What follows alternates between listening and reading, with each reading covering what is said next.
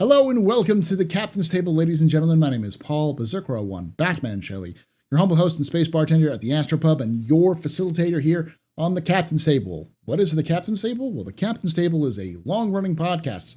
I actually may have the record for the longest-running podcast in Star Citizen podcast ever right now. I don't know. There might be some obscure one that I haven't been following, but 6 years now. So where I bring people from all over the Star Citizen community to come talk about the game. Sometimes talk about news, sometimes we have specific topics.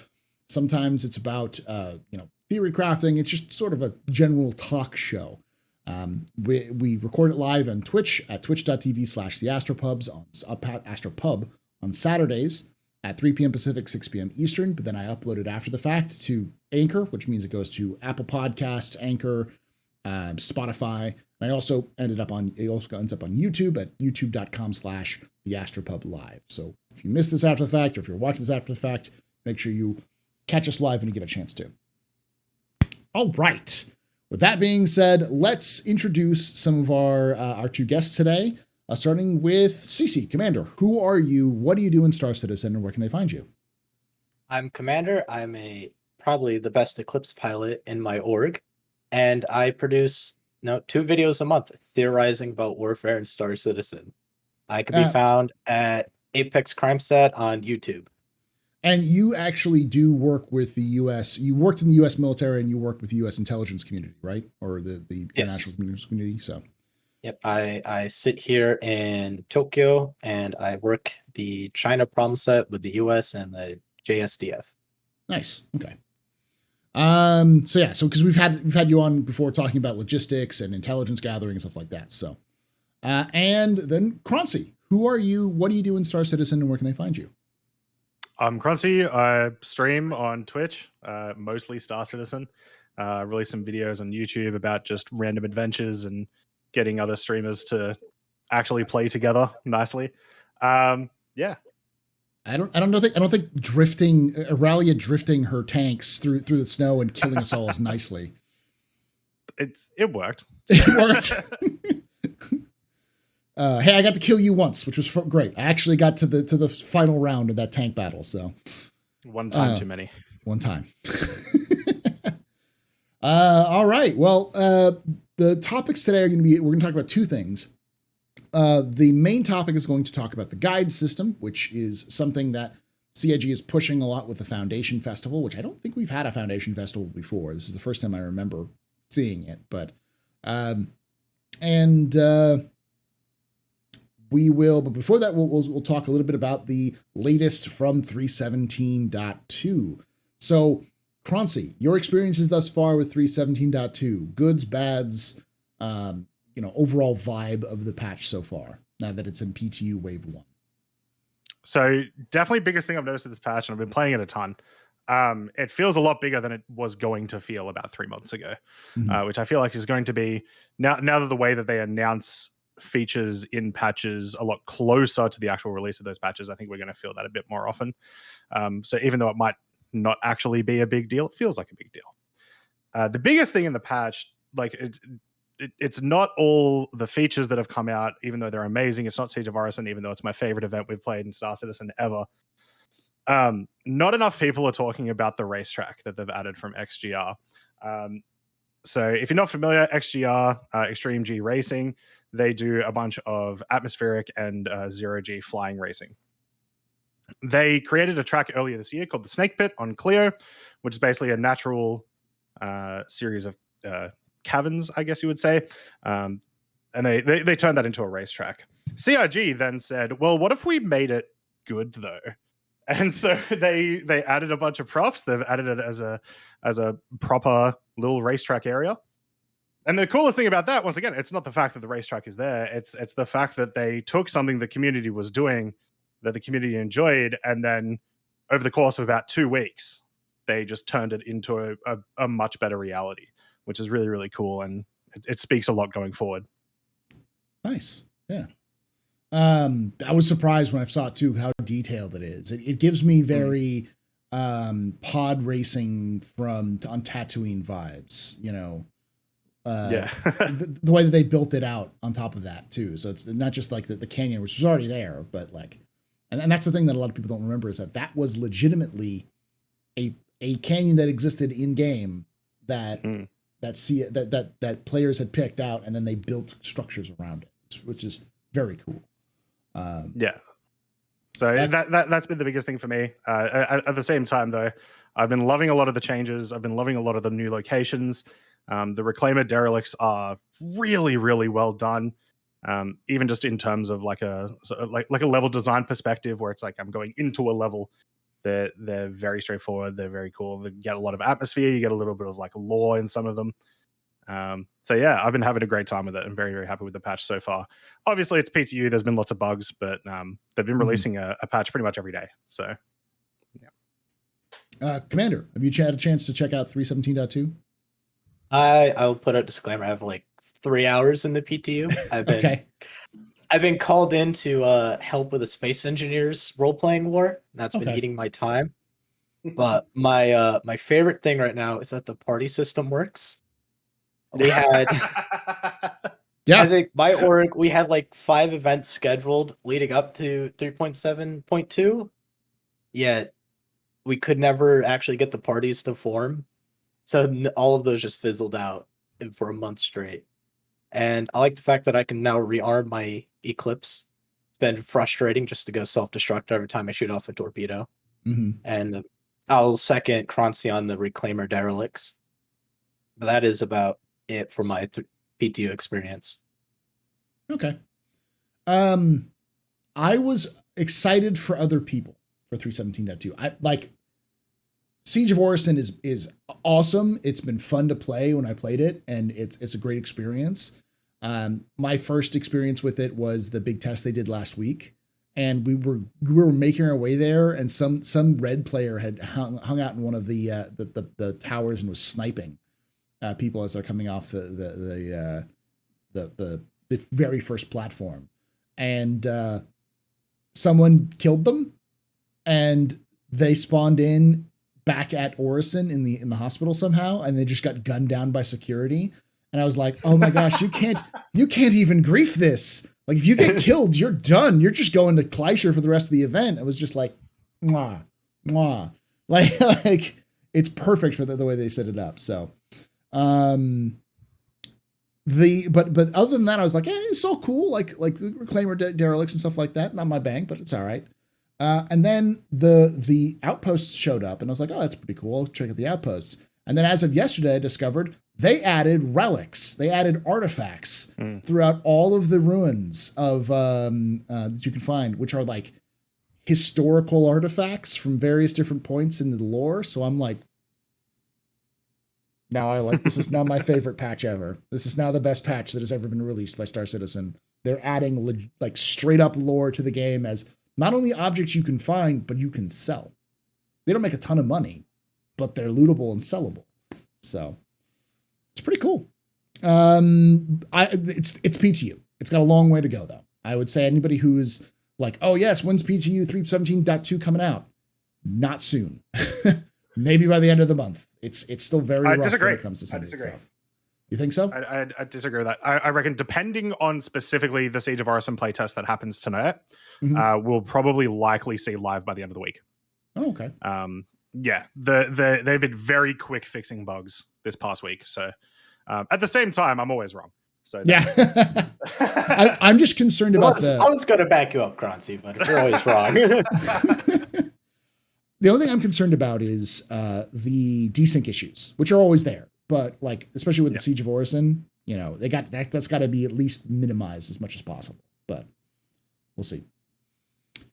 All right. Well, let's move on to the main topic for today, because the main topic we're going to talk about is the guide system. Currently, right now, we are in what's called the Foundation Festival. Now, there is some lore behind it. I haven't really looked too deep into it, but the idea is that it's a time period where people are celebrating like community service. So the whole concept is for people to go out and do community service in the UEE. And CIG has translated that into a big time to help new players get into the game with a free flight plus other bonuses. So right now, if you sign up with their guide system on Spectrum and you successfully complete a certain number of guides for specific things, you can get skins for various ships, a in-game T-shirt, and an in-game hat that you can wear. So with that being said, let's start off with, what do you like and dislike about the guide system? Starting with you, Commander, on this one. Or no, wait. Yeah, go ahead, Commander. Okay, I'll lead with the dislike, and that it's accessible only on Spectrum. Okay. The majority of players don't surf Spectrum. I don't ever go on there. They need to find a way to make it accessible in the game, and that's about my only gripe. I like it. I like having a way to teach new players. A lot of people I know quit the game because they don't know how to raise their landing gear. And it's Star Citizen is not something you can necessarily put in a 30-minute tutorial. It's labor intensive to teach a new person just the basics of the game. So I like the fact that they're made a system to incentivize people to go teach new people, and for the new ones to get a mentor. Okay. Croncy, likes and dislikes so far. So I didn't know it existed until about a month ago, which says a lot for, the I guess the non-popularity of the system. But at the same time, I think it and combination of like watching YouTube videos and watching Twitch streams or getting a friend from an org to actually teach you the game at the moment is kind of the only way to learn the game. Which also is a bad thing for it. The only reason I think it exists in the first place is because we just don't have the new player experience yet.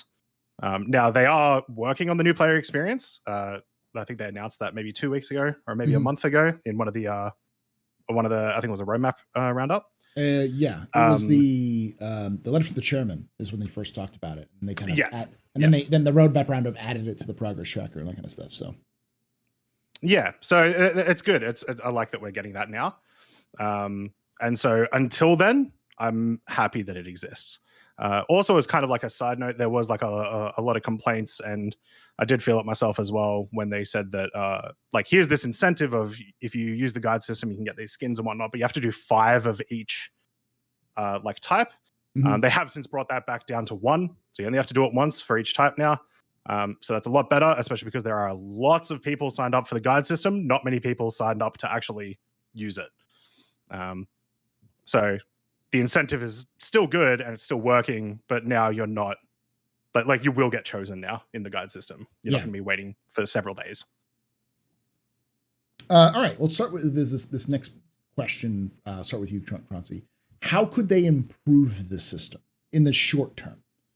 And we're going to go long term. We'll just do both. Short term, how can they improve the system? And long term, how can they improve the system? Short term, it just needs to be advertised way more. Like way more. I'm surprised they haven't surprised.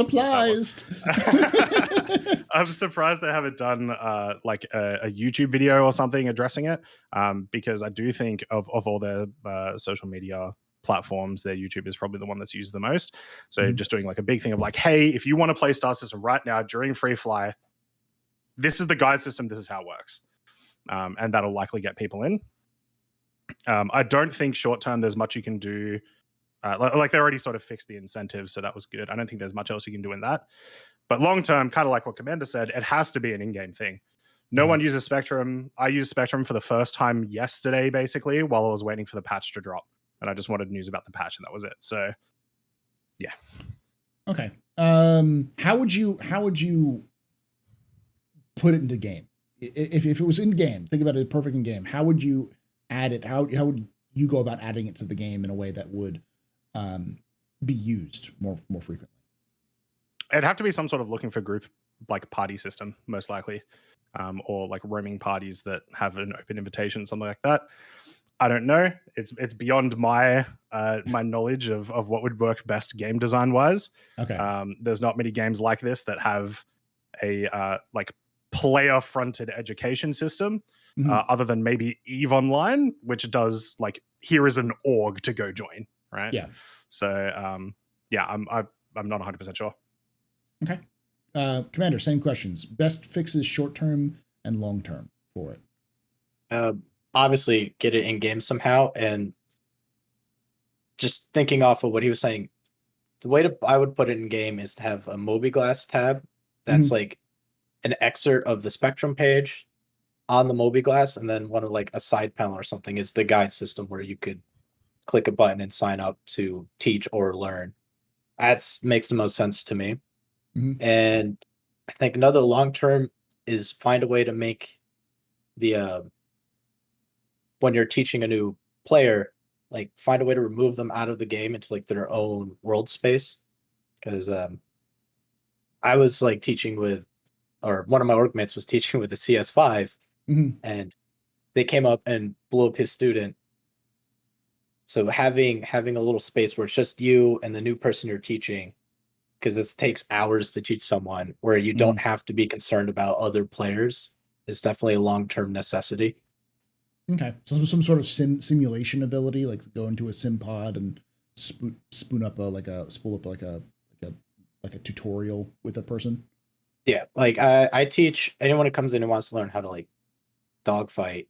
I would throw them an arena commander, but I suspect that arena commander and star main aren't going to be around forever, nor is it necessarily the most accurate reflection of what's going to happen into the PU. Okay. So having your closed simulation space where you can spend 8 hours teaching someone all the buttons and the little tricks. Okay. And I think there is an argument that comes up against that a lot of the time, where people are like, "Oh, but I want to be able to kill newbies and stuff," which like is a bad argument, but like whatever. And the way to avoid that is, you have like think of it as like Arena Commander simulation that's just got a planet with like maybe 2 stations, a cave. That's it, right? Like it doesn't. Yeah. It literally just a really, really small area to explore, and like a moon to quantum too. The amount of people need to figure out how to quantum is up there.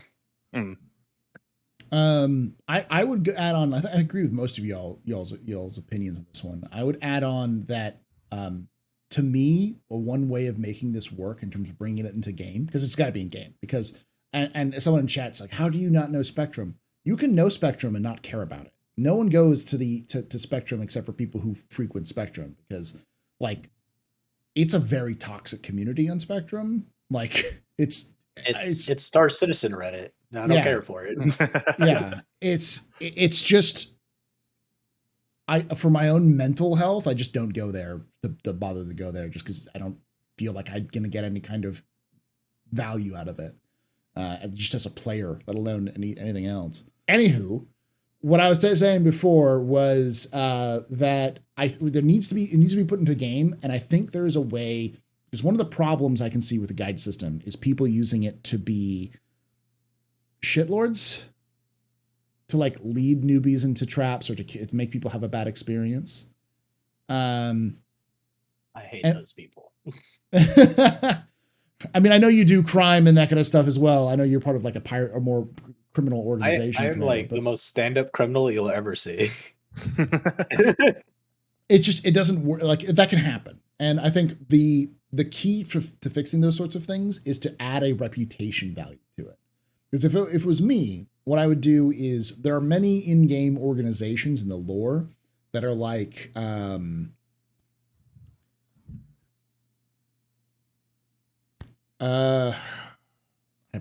are like guilds, that are NPC guilds, like the Rust Society, the what's another good one? The United Resource Workers, URW, the ISC, the Interstellar or the Imperial Stellar Cartography, or the Interstellar Cartography group, and other things like that, which cover various, and the Bounty Hunters Guild. Like the Bounty Hunters Guild is one in-game thing we know right now. To tie those groups into kind of a guide-esque system where you can have you can sign up for those groups, and those groups will then, like those orgs will then give a mission for somebody who has a high enough reputation to take on like a newbie, a fresh-faced youngster, as you could say. so that you're always for certain that the people who are running these new folks through the paces are people who have already done elements of that gameplay. And you know that because they've got high reputation. The only way they have that high reputation is if they've done a bunch of missions with them. So that way you just naturally filter out a lot of that problem.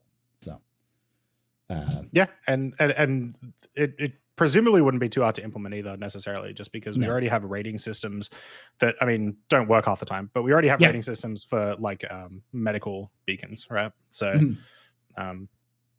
yeah. If we're judging off of medical beacons, no one's going to want me then. I may have robbed every rescue I've gone to.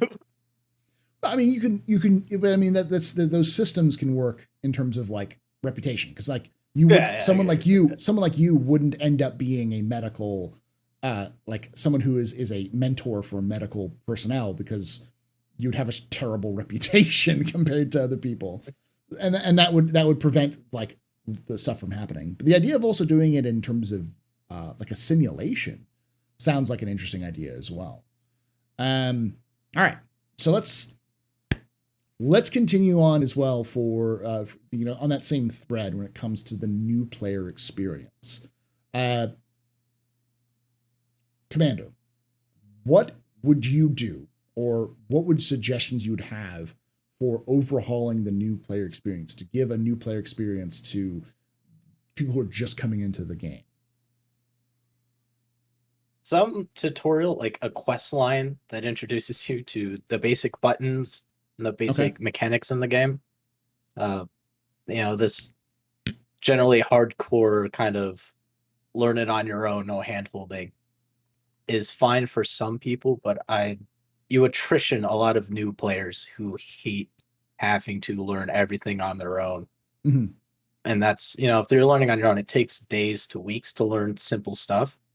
So, 2-hour, 3-hour quest line, like Elite Dangerous has it, where they put you in this one system and you got like an hour and a half and they teach you how to fly and how to shoot, and then you're out in the Elite Dangerous worlds. Mm-hmm. Something like that would be awesome for teaching new players. And that takes a lot of work off of actual players who might be trying to do some high speed stuff, from having to take hours out of their day to teach some new people fundamentals that they kind of want you to know when you start playing with them. It's not to like say you shouldn't teach new players. It's labor intensive, that you have to set a days aside for it. Well, it's time too. Like just getting anything started in Star Citizen can take an hour. Go ahead. We had one person who actually really likes Star Citizen, but he only gets like 3 hours a day to play video games. Mm-hmm. So he stopped because he's just like, you can't get anything meaningfully done in that 3 hours. It can take a while, and I think that's probably a big barrier as well. Croncy, anything you would do to kind of overhaul the new player experience, something to help retain new players, and less like, hey, here's the keys, throw out your face, good luck, kid, kind of thing. Yeah, I mean, we need a tutorial. There's it's one of the only games in the world without a tutorial, right? It's kind of the only option. I think one of the better ways to do it, sort of mission wise, is have them actually start in like Arena Commander, learn the very basics of, or like a version of Arena Commander / Star Marine, learn the very basics of operating your vehicle, combat, using items, and then throw them into a city, teach them about shopping, inventory management, and then from there off you go do some missions, whatnot. Even something similar to Eve, where they have even career specific tutorial missions, would be nice as well, I think. Okay. Yeah.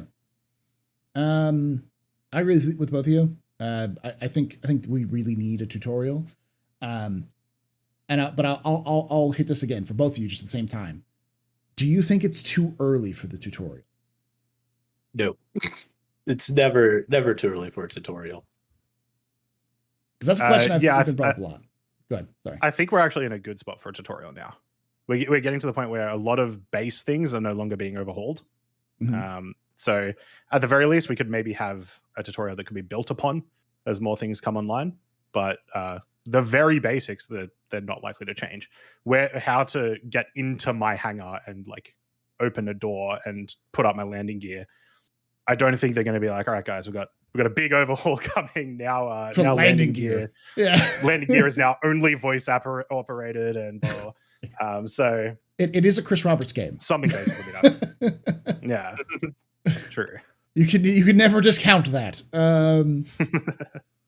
Let's add another thing too, because this is a question that got brought up, and this is on a bit of a hot topic, I think, in the community. Whenever it's brought up, do you think that Star Citizen? Are you worried that Star Citizen might become too handholdy for new players? Do you think there's some merit in having the like throw keys at your face, good luck kid sort of approach, or do you think that it's okay to give a little bit more hand-holding for new players? Start with you, Croncy. I don't think they'll get too hand-holdy. I sort of envision a tutorial of Star Citizen being like, yeah, here are the controls, here is how missions work, and then the second you leave the hangar, go. It's yours. World's your oyster.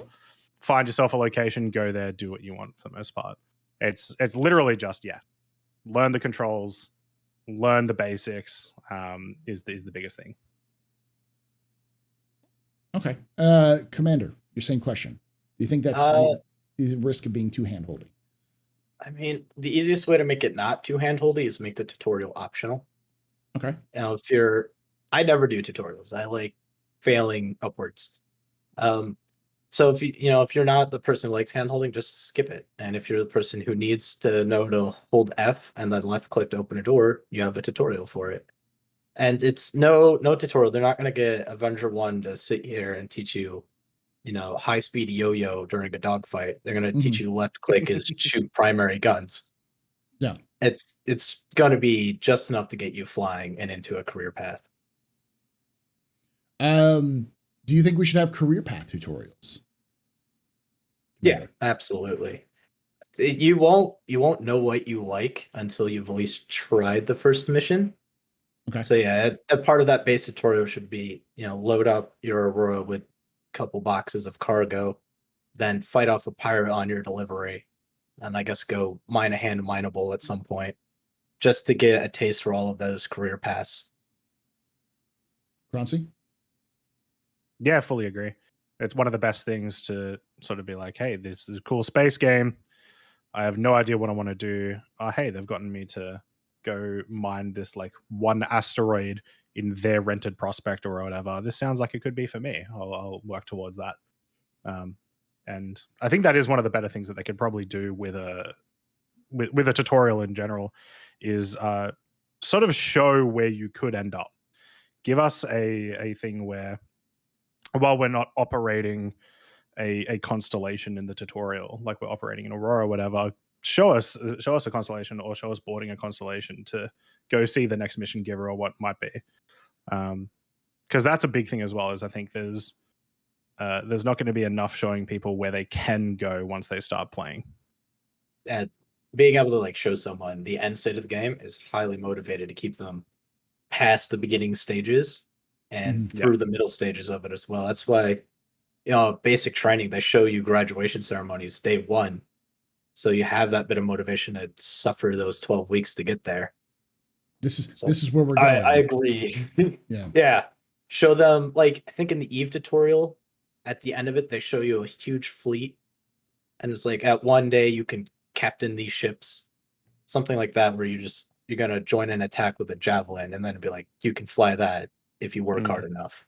Yeah, I think they did something like that with the original tutorial, where the end of the tutorial was basically like waves of Bandul that you had to fight off.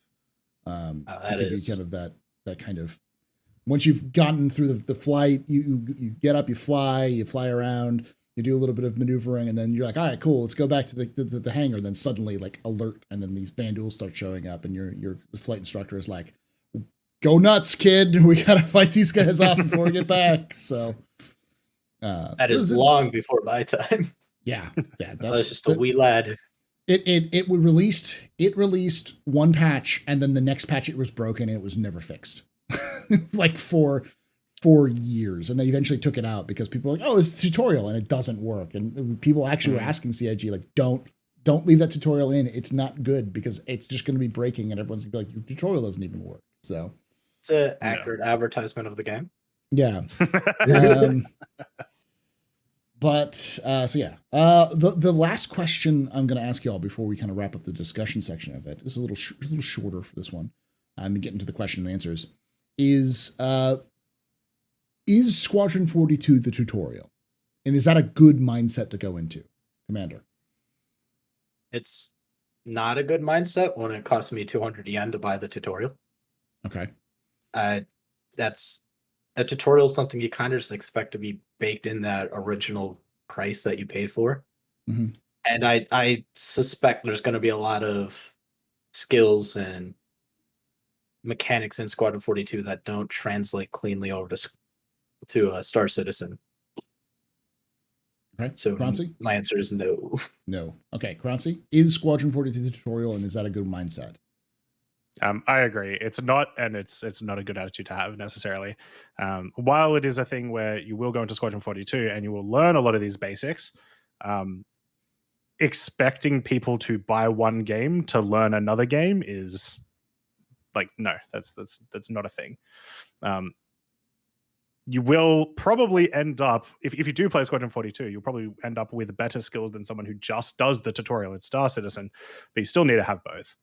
Okay. Yeah, that's something that comes up a lot. And every time I say Squadron 42 is not the tutorial, someone always was like, well, that's what it is. I was like, no, because that's expecting someone to buy a $60 game. That's when Squadron 42 comes out. It will be $60 to say $60 US. And then when you buy Star Citizen, which will probably be about the same level, by the time Squadron 42 comes out, you're like, okay, so you have to spend $120 to get a tutorial. That's a terrible method for getting new players to sign on. Yeah.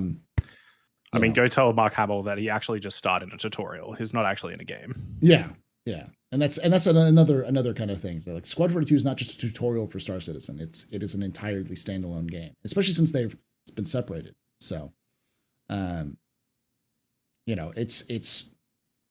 you need to have something in the game, especially since Squadron 42 is not going to be out for a while versus Star Citizen, which is playable right now.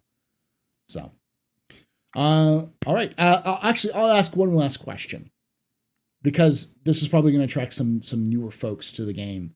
Is now a good time to play and try out Star Citizen? I know it's free flight, but would you suggest somebody play Star Citizen in its current state if they say, hey, you know what, this sounds good, why don't I pop on? Or even suggest for new players, for like friends to join? Croncy. Yeah, now's a great time, and make sure to use my referral code. Star73. I'll put it on the screen right now for you. It'll be right there. I do genuinely believe that it's a good time to play Star Citizen, and I think a lot of it comes from how much. Sorry, my brain's exploding. How much information we're getting from creators that are showing off the game, as well as Star Citizen seeming to move into more of a content-heavy patch where it's actually stuff that we get to enjoy. Bugs will happen again, 100%, but I feel like I've seen more people come into the game in the last couple of months, even in 3.17.1, with like how terrible that was, that have persisted past the bugs than people who have gone in and left. And I think we're in a good spot now. Awesome. Rander, same question. Yeah. It's better than every time that came before. There's a lot that Star Citizen offers, even in its primitive-ish state for the vision of the game. And yeah, it's only gets better. So there's no reason to jump in it now and enjoy the ride. Awesome. Yeah, I'll echo that. I'll add one more caveat to the whole thing, which is the game is broken. You will probably not have a good time when you first play the game, and it is not ready for release. But if you're like one of those people who's like, hey, I've heard about this game, play the game. It's free, and more times than not, this is one of those things that always gets brought up when people are like, oh, well, CIG shouldn't do free flights because it'll convince people not to buy the game. And I've found more times than not, people will come back. If they see potential in the game, they'll come back at a future free flight.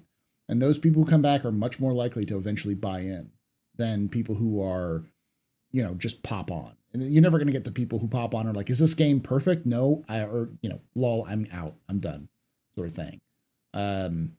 And Star Citizen, that learning cliff is sort of there for a reason. Like, we need a tutorial, but like that cliff can be a good way of telling people before they start spending $45 and get super invested to be like, this game probably isn't for me. And I don't want to be like that super toxic, like, this game's not for you, bro. But like, it is a game. This is a game that will eat your lunch repeatedly. And people are like, oh, it's a bug. It's like, no, it's not a bug. A lot of times it's the feature. You dying and having to regen is a feature, not a bug. And there will be some aspects of this game which will turn people off for investing time and effort into it. So, and like, it's definitely these days more a kind of game that appeals to people that play games like Rust and Tarkov and any games that have these like serious consequences, more than just the people that just want to space sim, which is an interesting thing in its own right, but definitely skews the player base that way. Yeah, and I think it's overall a good time to check it out, because especially with PES coming around the corner, with persistence, full persistence coming in before the end of the year, you're going to see a lot of dramatic shifts in how the game's being played. The same thing happens every year, but that will give you this is a good time to get in where you're like, okay, so I get an idea of how this game works, how to fly the ships, how everything works overall, so that when like suddenly all of your friends are playing it for the week or so that it becomes super popular, because that always happens in waves for every game, you'll be already there going, oh, I know what I'm doing here. That's Quantum Drive. This is this is how I impress your friends by being like, I can push this button and I can call ATC without having to do anything else. I know how to call ATC. Yeah. Also, just on your on the thing that you're saying, where some people will be like, the free fly will give people this expectation that they can just sort of play free every couple of months and whatnot. I mean, that's just factually not true. It does convert players. We know this for a fact, because we've seen more people joining the game that have ever joined before, and the highest funding numbers we've ever seen in the game before. And I guarantee you that is not Billy McBob, who owns every ship, buying one new copy of a new ship. This is new players investing into the game and actually becoming dedicated players. Yeah, I agree. Commander, any other parting thoughts on this whole discussion? No, I think we've said everything. Yeah. I'll finish off with, it is free flight. Go try it out. Since I have to edit this because of the disconnect, I'm not joking. I'm going to put Croncy's referral code on the screen. It'll be on the screen again right now, so those of you who are brand new can try it out, or send people the love for that. Get yourself a dragonfly. Yeah, get yourself a dragonfly. Croncy, where can they find you again? It's twitch.tv/Croncy or Croncy1.